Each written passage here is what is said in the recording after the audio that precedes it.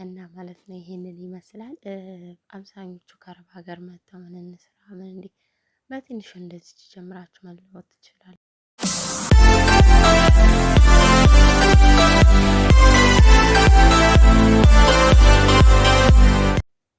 አሰላሙ አለይኩም ወረህመቱላሂ ወበረካቱ። ውድና የተከበራችሁ የዚህ ቻናል ተከታታዮች እንዴት ናችሁ? እንግዲህ ከአረብ ሀገር መጥቼ የከፈትኩትን ሱቅ ለማሳያችሁ ማለት ነው።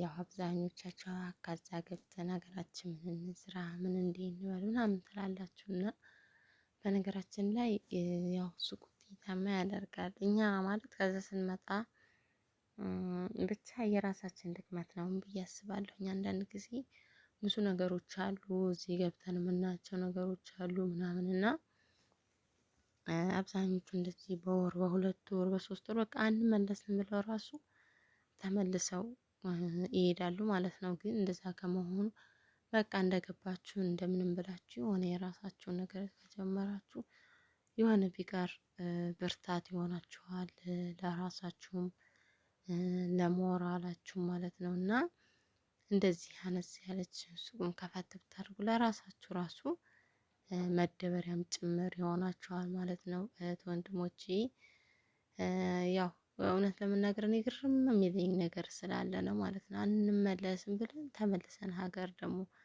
ተመልሰን በሰው ሀገር